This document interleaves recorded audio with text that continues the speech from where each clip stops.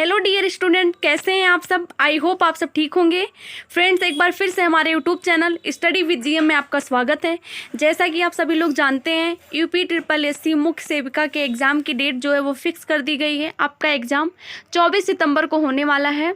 अब आपके पास 1 मंथ से भी कम का टाइम बचा हुआ है, तो अपनी तैयारी को आप बेहतरीन तरीके से करिए। और आपकी तैयारी को बेहतरीन बनाने के लिए हम आपके लिए कुछ महत्वपूर्ण प्रश्न लेकर के आए हैं, जिससे आप अपना प्रैक्टिस कर सकते हैं और एग्ज़ाम में ये क्वेश्चन जो है आपको हेल्प करेंगे। तो बच्चों, हम क्लास स्टार्ट करते हैं उससे पहले बता दें कि अगर आपका कोई क्वेरी है तो आप हमारे 63018182 पर मैसेज करके अपना क्वेरी या फिर कोई भी डाउट है तो क्लियर कर सकते हैं। और अगर जिस भी स्टूडेंट को पीडीएफ चाहिए तो डिस्क्रिप्शन में टेलीग्राम का लिंक दिया गया है, आप उससे जुड़ जाइए, वहाँ से आपको पीडीएफ मिल जाएगा। तो चलिए, टाइम को वेस्ट ना करते हुए अपने क्लास को स्टार्ट करते हैं। आज का जो हमारा फर्स्ट क्वेश्चन है वो है कि राष्ट्रीय अल्पसंख्यक आयोग का गठन कब हुआ था। आपको बताना है कि राष्ट्रीय अल्पसंख्यक आयोग का गठन कब हुआ। आपको ऑप्शन दिया हुआ है 1990, 1991, 1992 या फिर 1993। अब अगर हम इस क्वेश्चन के राइट आंसर की बात करेंगे यहाँ पर, तो यहाँ पर आपको ऑप्शन सी सही हो जाता है। 1992 में राष्ट्रीय अल्पसंख्यक आयोग का गठन हुआ था। अब बात अगर हम कर लें कि ये गठन क्यों हुआ था, तो ये गठन जो है ये 5 धार्मिक अल्पसंख्यक के हित के लिए किया गया था। ठीक है, उनके हित के रक्षा के लिए किया गया था। और वो जो 5 धार्मिक अल्पसंख्यक थे उनमें से कौन कौन से, आपका मुस्लिम, ठीक है, क्या हो गया आपका मुस्लिम है, सिख हो गया आपका, ईसाई है आपका, बौद्ध धर्म हो गया आपका, और पारसी समुदाय। इनके हित के रक्षा के लिए राष्ट्रीय अल्पसंख्यक आयोग का गठन किया गया था। कब किया गया था? 1992 में किया गया था। चलिए अगला क्वेश्चन देखते हैं। अगला क्वेश्चन आपका दिया हुआ है, किस पंचवर्षीय योजना का मुख्य उद्देश्य गरीबी हटाओ था। आपको ये बताना है कि कौन सी पंचवर्षीय योजना का उद्देश्य था गरीबी हटाओ। ऑप्शन है चौथी पंचवर्षीय योजना, 5वीं पंचवर्षीय योजना, 6ठी पंचवर्षीय योजना या फिर 7वीं पंचवर्षीय योजना। तो इस क्वेश्चन के अगर हम राइट आंसर की बात करेंगे तो यहाँ पर आपका ऑप्शन बी सही हो जाता है, 5वीं पंचवर्षीय योजना। 5वीं पंचवर्षीय योजना का जो मुख्य उद्देश्य था वो था गरीबी हटाओ। अब हम बात कर लेंगे कि जो ये 5वीं पंचवर्षीय योजना, इसका कार्यकाल कब से था, कब से कब तक 5वीं पंचवर्षीय योजना जो थी वो चली थी। तो अगर हम बात करेंगे तो अप्रैल 1974 से, कब से, अप्रैल 1974 से लेकर के मार्च 1979 तक। ठीक है, मार्च 1979 तक ये चली थी आपकी। अप्रैल 1974 से लेकर के मार्च 1979 तक आपकी 5वीं पंचवर्षीय योजना जो थी वो चली थी। और इसका उद्देश्य क्या था? तो मुख्य उद्देश्य था गरीबी हटाओ। चलिए अगला क्वेश्चन देखते हैं। अगला क्वेश्चन है आपका, निम्नलिखित में से कौन सा युग्म सुमेलित नहीं। आपको बताना है कि इसमें से कौन सा है जो सही, मतलब सही नहीं है। तो अधिनियम इधर दिया हुआ है आपका, इधर वर्ष दिया हुआ है। अब ये बताना है कि कौन सा अधिनियम कब लागू हुआ। तो विशेष विवाद नियम 1954, हिंदू विवाद नियम 1955, हिंदू उत्तराधिकार अधिनियम 1956, दहेज निरोधक अधिनियम 1965। तो अगर हम बात करेंगे आपके विशेष विवाद नियम की, तो ये आपका बिल्कुल सही है, ये 1954 में लागू हुआ। हिंदू विवाद नियम जो है आपका, ये भी 1955 में लागू हुआ था। हिंदू उत्तराधिकार अधिनियम जो ये भी आपका 1956 में लागू हुआ था। लेकिन अगर हम बात करेंगे दहेज निरोधक अधिनियम की, तो ये आपका 1965 नहीं, 1961 में लागू हुआ था। कब हुआ था? 1961 में। तो आपको ये बताना है कौन सा सुमेलित नहीं है। तो इससे आपका आंसर डी सही हो जाता है। दहेज निरोधक अधिनियम जो है ये सही नहीं है, क्योंकि ये कब हुआ था? 1961 में। चलिए अगले क्वेश्चन पर आते हैं।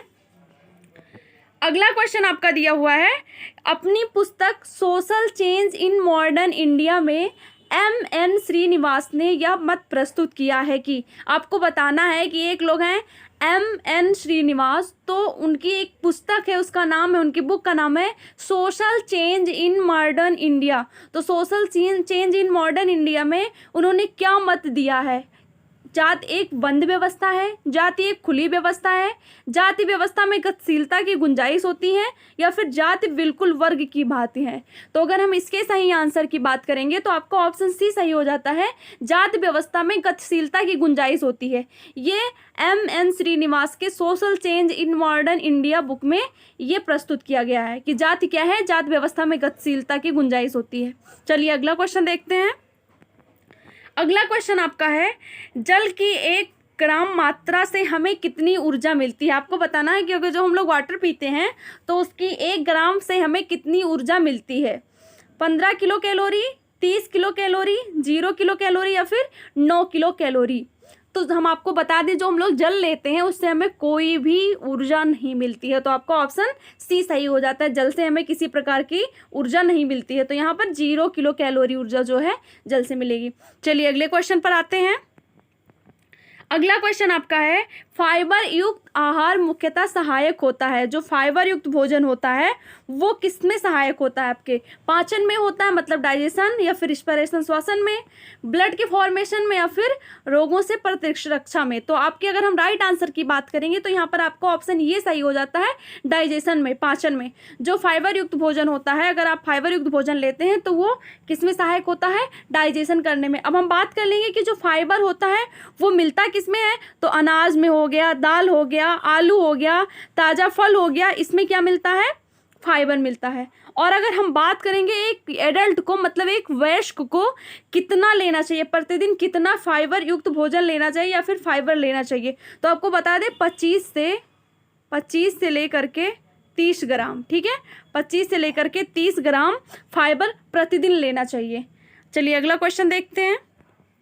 अगला क्वेश्चन है यहाँ पर आपका, अपने शरीर के वजन के भय से भोजन न करने की बीमारी क्या कहलाती है? एक ऐसी बीमारी होती है कि जब वो किसी व्यक्ति के अंदर आ जाती है कि ऐसा हो जाएगा, अगर हम अधिक भोजन करेंगे तो क्या हो जाएगा कि हमारा वेट बढ़ जाएगा, ठीक है। तो ये उस बीमारी का नाम क्या है? Bulimia nervosa, anorexia nervosa, binge eating, या फिर इनमें से कोई नहीं। तो इस क्वेश्चन के अगर राइट आंसर की बात करेंगे तो आपका ऑप्शन बी सही हो जाता है, एनोरेक्सिया नर्वोसा। क्या नाम है? Anorexia nervosa. जब ये बीमारी हो जाती है तो आदमी को ये भय लगा रहता है कि अगर हमने अधिक भोजन कर लिया तो क्या हो जाएगा, हमारा पेट बढ़ जाएगा। इसके चक्कर में वो भोजन कम करते हैं और कुपोषित हो जाते हैं, ठीक है। चलिए अगले क्वेश्चन पर आते हैं।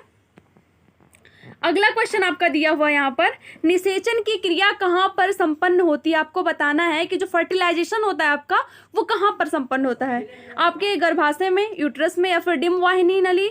डिम्बवाहिनी नली को हम बोलेंगे क्या? जो आपका फैलोपियन ट्यूब होता है, अंडाशय में, या फिर योनि मार्ग में, ठीक है। तो इस क्वेश्चन के अगर हम राइट आंसर की बात करेंगे तो आपका ऑप्शन बी सही हो जाता है बच्चे, किसमें? डिम्बवाहिनी में, मतलब फैलोपियन ट्यूब में।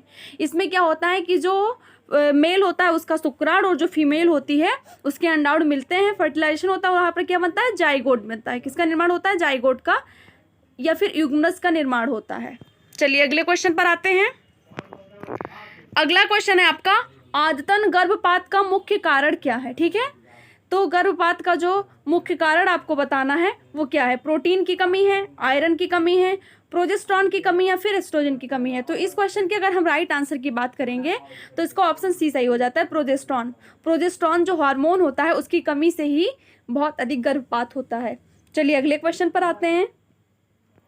अगला क्वेश्चन आपका दिया हुआ है कि बच्चे के जन्म के समय उसके यकृत में, मतलब कि लीवर में, कौन सी विटामिन प्रेजेंट रहती है? ठीक है, जब जन्म लेता है बच्चा तो उसी टाइम में जो उसका लीवर होता है उसके लीवर में कौन सी विटामिन रहती है? Vitamin A, vitamin D, vitamin C, या फिर विटामिन ई। तो इस क्वेश्चन के अगर हम राइट आंसर की बात करेंगे तो यहाँ पर आपका ऑप्शन ए सही हो जाता है, विटामिन ए। विटामिन ए जो होता है वो बच्चे के जन्म के समय लीवर में प्रेजेंट होता है। और अगर हम बात करेंगे कि विटामिन ए की कमी से क्या प्रभाव पड़ता है, तो विटामिन ए की अगर कमी हो जाएगी तो इससे ग्रोथ रुक जाती है, आंखों पर प्रभाव पड़ता है, ठीक है। विटामिन ए की कमी से आप लोगों ने पढ़ा ही होगा कि रतौंधी नामक रोग हो जाता है। चलिए अगले क्वेश्चन पर आते हैं। अगला क्वेश्चन आपका दिया हुआ है कि WHO तथा FAO समूह के विशेषज्ञों के अनुसार गर्भावस्था में महिलाओं को कितनी अतिरिक्त कैल्शियम की आवश्यकता होती है? आपको बताना है, कोई भी प्रेग्नेंट अगर लेडी है तो WHO और FAO के विशेषज्ञ जो हैं उनके अनुसार कितने अतिरिक्त कैल्शियम की आवश्यकता होगी? 100 से 200 मिलीग्राम, 200 से 300 मिलीग्राम, 300 से 400 मिलीग्राम, या फिर 500 से 600 मिलीग्राम। तो इस क्वेश्चन के अगर राइट आंसर की बात करेंगे तो क्या यहाँ पर सही हो जाता है? आपका ऑप्शन डी सही हो जाता है, 500 से 600 मिलीग्राम कैल्शियम की आवश्यकता होती है। चलिए अगले क्वेश्चन पर आते हैं। अगला क्वेश्चन है आपका, नियोनेटल, ये आपका नियोनेटल होगा, नियोनेटल मोर्टेलिटी नवजात शिशु मृत्यु से आशय है। आपको ये बताना है कि नियोनेटल मोर्टेलिटी क्या है। तो नियोनेटल मोर्टेलिटी मतलब आपका जो नवजात शिशु का जो मृत्यु होता है उससे क्या आशय है कि मतलब इस मृत्यु का जो डेट है मतलब टाइमिंग क्या होता है, किस टाइम में मृत्यु होगी तो उसे हम नियोनेटल मोर्टेलिटी बोलेंगे। तो इसका ऑप्शन दिया हुआ है आपका जन्म के बाद 28 दिन के भीतर होने वाली मृत्यु, जन्म के बाद 35 दिन के भीतर होने वाली मृत्यु, या फिर जन्म के बाद 60 दिन के अंदर होने वाली मृत्यु, या फिर जन्म के बाद 7 सप्ताह के अंदर होने वाली मृत्यु। तो इसके अगर हम राइट आंसर की बात करेंगे तो आपका ऑप्शन ये सही हो जाता है। जैसे कि किसी बच्चे का जन्म हुआ और जन्म होने के टाइम से लेकर के अगर 28 दिन के अंदर उसकी डेथ हो जाती है तो उसको हम क्या बोलते हैं, नियोनेटल मोर्टेलिटी बोलते हैं। ठीक है, क्या बोलेंगे, नियोनेटल मोर्टेलिटी। अब हम बात कर लेते हैं कि अगर जन्म से लेकर के 7 दिन के अंदर, जैसे कोई बच्चा जन्म लिया उसके 7 दिन के अंदर, ये 7 दिन तक केवल जीवित, 7 दिन भी नहीं जीवित रह पाए, उसी के अंदर अगर उसकी डेथ हो गई तो उसको हम क्या बोलेंगे, उसे बोलेंगे अर्ली नियोनेटल मोर्टेलिटी। क्या बोलेंगे, अर्ली नियोनेटल मोर्टेलिटी। अब अगर हम बात कर लें कि जन्म के समय के बाद 8वें दिन से लेकर के, जैसे किसी बच्चे का जन्म हो गया उसके 8वें दिन से लेकर के 28 दिन के अंदर अगर किसी बच्चे की मृत्यु होती है तो उसको हम बोलते हैं लेट नियोनेटल मोर्टेलिटी। क्या बोलेंगे, लेट नियोनेटल मोर्टेलिटी। और अगर 1 वर्ष से कम आयु के बच्चे की मृत्यु होती है तो उसे हम क्या बोलते हैं, इन्फेंट मोर्टेलिटी बोलते हैं। क्या बोलते हैं, इन्फेंट मोर्टेलिटी। चलिए अगले क्वेश्चन पर आते हैं। अगला क्वेश्चन आपका दिया हुआ है यहाँ पर, प्रधानमंत्री सुरक्षित मातृत्व अभियान की शुरुआत कब की गई थी। आपको ये बताना है कि प्रधानमंत्री सुरक्षित मातृत्व अभियान की शुरुआत है कब हुई थी, 2011 में, 2013 में, 2015 में या फिर 2016 में। तो इस क्वेश्चन की अगर हम राइट आंसर की बात करेंगे तो यहाँ पर आपका ऑप्शन डी सही हो जाता है, 2016 में। 2016 में प्रधानमंत्री सुरक्षित मातृत्व अभियान की शुरुआत की गई थी और इसमें क्या था कि सुरक्षित गर्भधारण और प्रसव के माध्यम से माता और शिशु की मृत्यु दर को कम करना इसका क्या था, इसका उद्देश्य था प्रधानमंत्री सुरक्षित मातृत्व अभियान का। कब हुआ था, कब शुरुआत किया गया इसका, 2016 में। चलिए अगले प्रश्न पर आते हैं। अगला प्रश्न है आपका, नवजात शिशु देखभाल सप्ताह देश में प्रतिवर्ष कब मनाया जाता है। आपको ये बताना है कि नवजात शिशु देखभाल सप्ताह देश में प्रतिवर्ष कब मनाया जाता है। आपको ऑप्शन है 1 से 7 अक्टूबर के बीच, 21 से 27 अक्टूबर के बीच, 15 से 21 नवंबर के बीच, या फिर 21 से 27 नवंबर के बीच। तो इस क्वेश्चन की अगर हम राइट आंसर की बात करेंगे तो आपका ऑप्शन सी सही हो जाता है, 15 से 21 नवंबर के मध्य नवजात शिशु देखभाल सप्ताह देश में प्रतिवर्ष मनाया जाता है। चलिए अगले प्रश्न पर आते हैं। अगला प्रश्न है आपका यहाँ पर, जन्म के समय शिशु को कौन सा टीका दिया जाता है। आपको ये बताना है कि जन्म के समय शिशु को कौन सा टीका दिया जाता है। तो इस क्वेश्चन के अगर हम राइट आंसर की बात करेंगे तो यहाँ पर आपको ऑप्शन डी सही हो जाता है, IPV पोलियो का टीका जो है जन्म के समय शिशु को दिया जाता है। चलिए अगले क्वेश्चन पर आते हैं। अगला क्वेश्चन है आपका यहाँ पर, एक नवजात शिशु के हृदय की गति कितनी होती है। नवजात शिशु जिसका जन्म हुआ है उसके अगर हम हृदय की गति की बात करेंगे तो प्रति मिनट कितनी होती है, 120 से 140 प्रति मिनट होती है, 60 से 100 प्रति मिनट होती है, 40 से 80 प्रति मिनट होती है, या फिर इनमें से कोई नहीं। तो इस क्वेश्चन के अगर राइट आंसर की बात करेंगे बच्चे तो आपको ऑप्शन ये सही हो जाता है, 120 से 140 प्रति मिनट होती है। लेकिन अगर हम एक वयस्क मनुष्य की बात कर लेंगे तो 72, ठीक है, 70 से 72 प्रति मिनट होती है। बच्चों में जो हृदय की गति होती है, धड़कन होती है, वो कितनी होती है, ज़्यादा होती है, ठीक है, एडल्ट की अपेक्षा। तो कितनी होती है, 120 से 140 प्रति मिनट होती है। चलिए अगले क्वेश्चन पर आते हैं। अगला क्वेश्चन है आपका, प्रतिवर्ष विश्व स्तनपान सप्ताह कब मनाया जाता है। आपको ये बताना है कि प्रत्येक वर्ष विश्व स्तनपान सप्ताह है जो कब से कब तक मनाया जाता है, 1 से 7 जुलाई, 1 से 7 मई, 1 से 7 अगस्त, या फिर 1 से 7 अप्रैल। तो इस क्वेश्चन के अगर हम राइट आंसर की बात करेंगे तो आपका ऑप्शन सी सही हो जाता है, 1 से 7 अगस्त तक, ठीक है। तो स्तनपान से संबंधित विषयों पर जागरूकता बढ़ाने के लिए ये सप्ताह मनाया जाता है। और अगर हम बात कर लें कि किसके द्वारा ये आयोजित किया जाता है तो आपका world alliance for breast feeding action, world alliance for breast feeding action, WABA, इसी का वो पूर्ण रूप है, क्या है, world alliance for breast feeding action द्वारा विश्व स्तनपान सप्ताह का आयोजन किया जाता है। कब से कब तक मनाया जाता है, 1 से लेकर के 7 अगस्त तक मनाया जाता है। चलिए अगले प्रश्न पर आते हैं।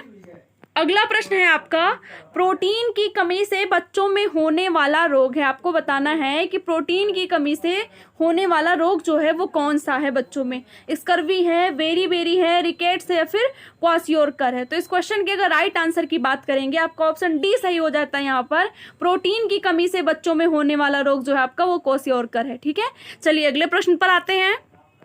अगला प्रश्न आपका दिया हुआ है, किसका कथन है कि पोषक मनुष्य व उसके शारीरिक, सामाजिक, जैविकीय पहलुओं के बीच का संबंध है। आपको बताना है जो ये दिया हुआ है इसमें से किसका कथन ये है कि पोषक मनुष्य व उसके शारीरिक, सामाजिक, जैविकीय पहलुओं के बीच का संबंध है। पुटकिन का, फ्रायड का, टर्नर का या फिर फ्रेडरिक का। तो इस क्वेश्चन के राइट आंसर की बात करेंगे आपका ऑप्शन ये सही हो जाता है, पुटकिन का है।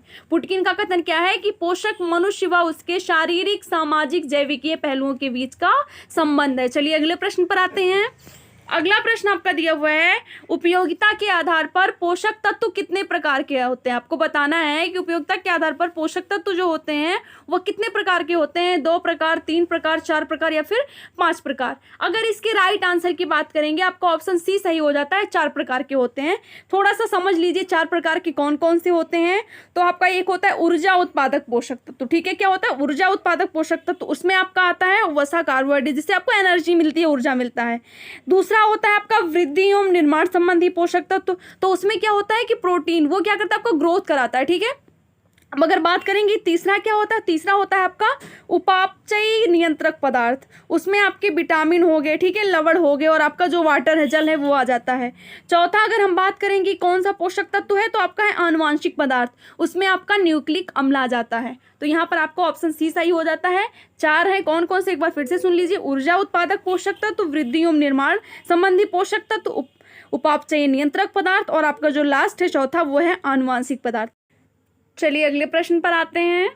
अगला क्वेश्चन दिया हुआ है कि किस विटामिन का संश्लेषण हमारे शरीर में होता है। आपको बताना है कि हमारे बॉडी के अंदर ऐसी कौन सी विटामिन है जिसका सिंथेसिस होता है, संश्लेषण होता है। आपको ऑप्शन दिया हुआ है विटामिन ए और B, vitamin C, vitamin D व विटामिन के या फिर विटामिन के। तो इस क्वेश्चन के अगर राइट आंसर की बात करेंगे तो यहाँ पर आपको ऑप्शन सी सही हो जाता है, विटामिन डी और के का संश्लेषण जो होता है वो हमारी बॉडी के अंदर होता है। चलिए अगले प्रश्न पर आते हैं। अगला प्रश्न दिया हुआ है, संयुक्त राष्ट्र अंतर्राष्ट्रीय बाल आपात कोष के कार्यकारी निदेशक कौन है। ठीक है, आपको बताना है कि संयुक्त राष्ट्र अंतर्राष्ट्रीय बाल आपात कोष के कार्यकारी निर्देशक कौन है। आपका ऑप्शन यहाँ पर दिया हुआ है, डॉक्टर हेनरिएटा फॉर, सुश्री कैथरीन रसेल, उसके बाद में आपका उमर आब्दिक, फिर आपका है कैरीन हल्सोफ। तो इस क्वेश्चन के अगर हम राइट आंसर की बात करेंगे तो यहाँ पर आपका ऑप्शन बी सही हो जाता है, सुश्री कैथरीन रसेल संयुक्त राष्ट्र अंतर्राष्ट्रीय बाल आपात कोष यूनिसेफ के कार्यकारी निर्देशक हैं। 2022 में ही संयुक्त राष्ट्र महासचिव द्वारा कार्यकारी निर्देशक नियुक्त किया गया है सुश्री कैथरीन रसेल को। चलिए अगले प्रश्न पर आते हैं। अगला प्रश्न है आपका, वर्ष 2022 का विश्व स्वास्थ्य संगठन WHO की थीम क्या थी। आपको ये बताना है कि जो 2022 का विश्व स्वास्थ्य संगठन है उसकी थीम क्या रही है, हमारा ग्रह हमारा स्वास्थ्य, एक निष्पक्ष स्वस्थ दुनिया का निर्माण, हेल्थ कवरेज या फिर इनमें से कोई नहीं। तो इस क्वेश्चन के अगर राइट आंसर की बात करेंगे आपका ऑप्शन ये सही हो जाता है। क्या था 2022 का विश्व स्वास्थ्य संगठन का थीम, हमारा ग्रह हमारा स्वास्थ्य। तो बस बच्चे आप आज के लिए इतना ही। हमारा क्लास कैसा लगा है कमेंट करके ज़रूर बताइएगा। अगर कोई डाउट है तो आप कमेंट कर सकते हैं और जुड़े रहिए हमारे चैनल के साथ, इससे आपकी प्रैक्टिस होती रहेगी। फिर मिलते हैं अगले क्लास में, तब तक के लिए बाय बाय, धन्यवाद।